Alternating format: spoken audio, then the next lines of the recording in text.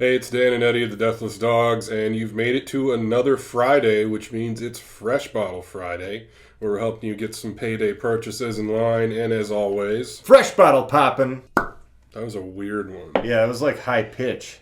Usually don't get those. But I think it's because it's a real shallow neck. It also seems like a Thick glass up top, too. narrow... It's a Made for a weird pop, but I kind of like that. It was different. It's a Hank Hill. It's got a narrow urethra. I have a narrow urethra. This bottle has a globe on the back. You know, planet Earth. Hello. I suppose we should tell people what we're actually drinking. Today, Dan and I are drinking Jefferson Ocean Voyage number 23. And I haven't had a Jefferson Ocean since like batch 2 or 3. Like, we're talking when they first started doing this. And I remember where I was. You and I went to the Old Crow in La Crosse here, and they had it on the menu, and I thought it looked cool. The story behind it is, put a bunch of barrels on a boat and sail around the world. Their thinking is them being on this boat with like the saltwater air and the sloshing around is supposed to impart more of like the barrel flavor and then the sea air into it. I don't know. Check the nose here, see if we can smell any of that sea air. Maybe a little salty, actually. One of the first things I picked up on the nose was almost like an apricot vibe. It's strange. I'm getting like a anise kind of thing. I could maybe see that, but for me it's like ripened tropical fruits. Yeah, maybe a little bit of that salt. There's some of that too, but sweet for sure. Sweet, but yeah, anise, like a little licoricey. Maybe that awful salted licorice. Have you ever had that? I don't know if I've had that. It's fucking disgusting. It's like a Norwegian thing. They're these little black licorice fish that are like coated in salt. See, I'm not It's like just brutal. I'm not a black licorice guy, and I'm not really picking up any of that here. If anything, it's like maybe mango, apricot, pineapple, a little bit of salt, but predominantly sweet, but also kind of like not too potent. 45%, yeah. Low proof. Low proof. This is Voyage 23, correct? And I think like it gives you like particulars on the actual voyage. I know that's their kind of gimmick is, oh, this was nice weather and very tropical and blah, blah, blah. Yeah, I don't know if it even honestly matters. It could just be kind of bullshit. This is one that a lot of people requested us to review, though. So I think it has a following. I think the story helps that a bit because it's weird. And it also has a Thomas Jefferson etching on the cork. And I still can't get over, you know, the globe on the back. I feel like that's kind of weak, though. I don't really like that. You don't like that? No, it's so... You don't think it's to scale? Australia does look a little small. It's not even this. It's not even that it's not to scale. It's that it's like... I mean, I guess you're supposed to be looking at it through the front. But it seems small. Like, I feel like there's just so much wasted real estate on the back. They could at least, you know, put a little story on the back, maybe. So, Spin a little yarn, or what are you thinking? Just make this bigger.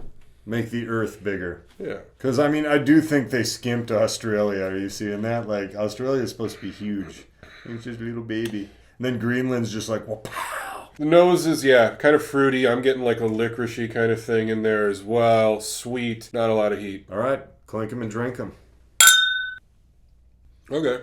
Salty. Not quite like a saltiness like a scotch, but maybe similar. Borders on that. That must be kind of what they're going for, is a little bit of a scotchy tinge to it. It does come through. I saw a video on Instagram of a guy like how to make Jefferson's Ocean, and he just had like a sea salt grinder and was grinding it into like regular Jefferson. He's like, that's how you do it. I could see that. It kind of reminds me of like pineapple, mango, like dried habanero, little bit in there, you know, like the dried fruit you can get in the package at Trader Joe's, kind of. You know what I'm talking about? Yeah, maybe a little bit. It does come through kind of, that salt does almost feel kind of spicy. Yeah, that's what I'm talking about, is that mango habanero dried fruit, like strip thing.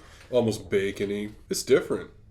It is very different. I don't remember it being like this, but I didn't really know shit about bourbon back then. Yeah, back then a $40 bottle of bourbon would have been unthinkable. I don't know. I think this is pretty good. I don't know that it's like $60, $70 good. If you like a good story, if you like traveling and can be like, oh, on voyage 23 they went to the Bahamas and I was just there. Taste the Caribbean. Yeah. But yeah, it's got a different kind of thing to it. I'd say it's enough like off profile of a regular bourbon that I would recommend finding it in like a bar first and trying it. If you're at a bourbon bar or something, it's certainly worth a shot if you haven't had it before. I feel like pretty much every bourbon bar has Jefferson's Ocean. Yeah, I think yeah. it's just kind of prerequisite. But also, I mean, maybe if you're a rum person, I think you could get on board with some Jefferson's Ocean. At least maybe this voyage, because it does kind of have that sweeter, spicier element that I was talking about. It kind of has a rum element to it in a weird way. Yeah, I could see that, like a spiced rum kind of thing. It's different.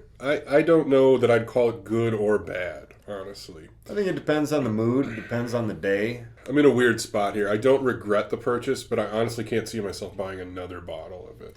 Because it's just not... Maybe not Voyage 23, but I could see myself trying like the cask strength. Yeah, maybe one. a cask strength I Like would try. bringing up the burl a bit. Yeah. The mouthfeel is rather thin. It's Yeah. very liquidy. I feel like you could smash this and be like, what happened? Where's my $60? Right. You know? Yeah. I think it's pretty middle of the road experience wise too. Like it's just kind of like, all right, on to the next. You know, I'm not really like looking to pour more of this and hang out with it. It's just kind of like, all right, that was okay. What else we got? If you've never tried it, I think it's worth at least trying to see, because it might be your thing. You might like that little salty tinge that gets thrown into it. Have you tried Jefferson's Ocean? Have you had this voyage 23 or other voyages? If you're a Jefferson's Ocean fan, is there like your favorite voyage that you've had? Let us know in the comments. And if you haven't yet, hit like on the video because that helps get our stuff out to more people. Hit subscribe on the channel so you can be up to date. From the Western Wisconsin Whiskey Emporium for ladies and gentlemen, thanks for tuning in, and we'll see you on Wednesday.